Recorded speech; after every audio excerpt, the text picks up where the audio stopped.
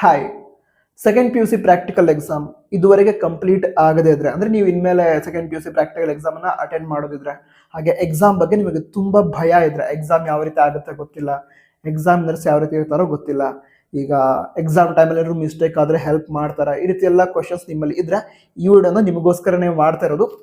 Help ಆಗುತ್ತೆ ಈ video, ಅಂದರೆ ಒಂದು ರೀತಿ ಮೋಟಿವೇಶನ್ ನೀಡುತ್ತೆ, ಸ್ವಲ್ಪ ಧೈರ್ಯ ಬರುತ್ತೆ ನಿಮಗೆ. ಅದಕ್ಕೋಸ್ಕರನೇ ಈ ಒಂದು ವಿಷಯಗಳನ್ನ ಗಮನದಲ್ಲಿಟ್ಕೊಂಡು ನಿಮಗೆ ಈ ವಿಡಿಯೋದಲ್ಲಿ ಇನ್ಫಾರ್ಮೇಶನ್ ನೀಡ್ತಾ ಇದ್ದೀನಿ. ಮೊದಲನೇದಾಗಿ, ನೀವೀಗ ಎಕ್ಸಾಮಲ್ಲಿ 30ಗೆ 30 ಸ್ಕೋರ್ ಮಾಡಬೇಕು ಅಂತ ಚೆನ್ನಾಗಿ ಪ್ರಿಪೇರ್ ಆಗಿ ಎಕ್ಸಾಮ್ಗೆ ಹೋಗ್ತಾ ಇರ್ತೀರ. ಅದೇ ರೀತಿ ಅಲ್ಲಿ ಎಕ್ಸಾಮ್ ನಡೆಸುವಂತಹ ಎಕ್ಸಾಮಿನರ್ಸು ಕೂಡ ವಿದ್ಯಾರ್ಥಿಗಳು ಎಕ್ಸಾಮನ್ನು ಚೆನ್ನಾಗಿ ಮಾಡಲಿ, 30ಗೆ 30 ಮಾರ್ಕ್ಸ್ ತಗೊಳ್ಳಿ ಅಂತಲೇ ಇರುತ್ತೆ. ಇಂಟರ್ನಲ್ ಎಕ್ಸಾಮಿನರ್ ಹಾಗೆ ಎಕ್ಸ್ಟರ್ನಲ್ ಎಕ್ಸಾಮಿನರ್ ಅವರಿಗೂ ಕೂಡ ಅದೇ ಇರುತ್ತೆ, ವಿದ್ಯಾರ್ಥಿಗಳು ಚೆನ್ನಾಗಿ ಪರ್ಫಾರ್ಮ್ ಮಾಡಿ ಫುಲ್ ಮಾರ್ಕ್ಸ್ ತಗೊಳ್ಳಿ ಅಂತಲೇ ಇರುತ್ತೆ. ಈಗ ನಾವು ಕೂಡ ಎಕ್ಸಾಮ್ ನಡೆಸಬೇಕಾದ್ರೆ ಕೆಲವೊಂದು ಬ್ಯಾಚ್ ಸ್ಟೂಡೆಂಟ್ಸ್ ಎಕ್ಸ್ಪೆರಿಮೆಂಟನ್ನು ಸರಿಯಾಗಿ ಮಾಡದಿದ್ರೆ ನಾವೇ ಮಾತಾಡ್ಕೋತೀವಿ, ಈ ಬ್ಯಾಚ್ ಅವರು ಅಷ್ಟು ಚೆನ್ನಾಗಿ ಮಾಡಿಲ್ಲ, ನಮಗೆ ಬೇಜಾರಾಗುತ್ತೆ, ಮಾರ್ಕ್ಸ್ ಅಷ್ಟಾಗಿ ಸಿಕ್ಕಿಲ್ಲ ಅವರಿಗೆ ಅಂತ. ಅಂದರೆ ನಮಗೆ ಮನಸ್ಸಲ್ಲಿ ಏನಿರುತ್ತೆ, ಇಂಟರ್ನಲ್ ಎಕ್ಸಾಮಿನರ್ ಹಾಗೆ ಎಕ್ಸ್ಟರ್ನಲ್ ಎಕ್ಸಾಮಿನರ್ಗೆ ಸ್ಟೂಡೆಂಟ್ಸ್ ಚೆನ್ನಾಗಿ ಮಾಡಲಿ, ಫುಲ್ ಮಾರ್ಕ್ಸ್ ಸಿಗಲಿ ಅವರಿಗೆ, ಆ ರೀತಿಯೇ ಇರುತ್ತೆ. ಅದಕ್ಕೋಸ್ಕರ ನೀವು ಚೆನ್ನಾಗಿ ಪ್ರಿಪೇರ್ ಆಗಿ ಹೋದರೆ ಎಕ್ಸಾಮ್ ಚೆನ್ನಾಗಿ ಆಗೇ ಆಗುತ್ತೆ.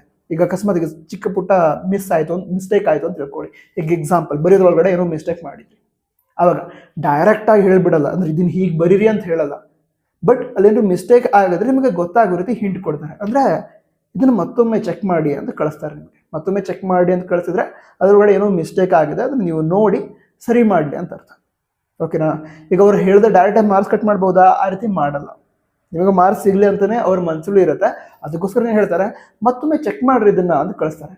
ಅದರ ಮೀನಿಂಗ್ ಎಲ್ಲೋ ಚಿಕ್ಕ ಮಿಸ್ಟೇಕ್ ಆಗಿದೆ, ಅದಕ್ಕೋಸ್ಕರ ನೀವೇನು ಮಾಡಬೇಕು, ಚೆಕ್ ಮಾಡಬೇಕು, ಅದ ನಂತರ ಏನಾದ್ರು ಮಿಸ್ಟೇಕ್ ಇದ್ರೆ ಅದನ್ನು ಸರಿ ಮಾಡ್ಕೋಬೇಕು. ಸರಿ ಮಾಡಿಬಿಟ್ರೆ ಫುಲ್ ಮಾರ್ಕ್ಸ್ ಮತ್ತು ಸಿಗುತ್ತೆ.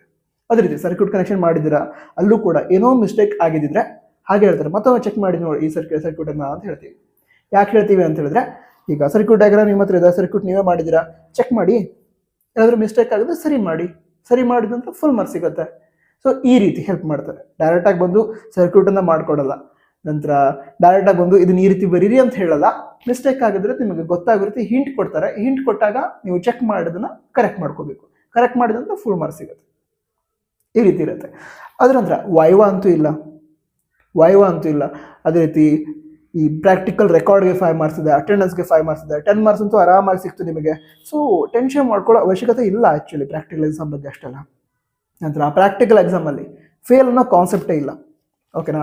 ಈಗ ಎಕ್ಸಾಂಪಲ್ ಯಾವುದೋ ಸ್ಟೂಡೆಂಟ್ ಇದ್ದಾರೆ, ಅವರು ಪ್ರಾಕ್ಟಿಕಲ್ ಎಕ್ಸಾಮಲ್ಲಿ ಚೆನ್ನಾಗಿ ಮಾರ್ಕ್ಸ್ ಈ ರೀತಿ ಸೀನ್ ಆಗಲ್ಲ, ಜಸ್ಟ್ ಹೇಳ್ತಾ ಇರೋದಷ್ಟೇ.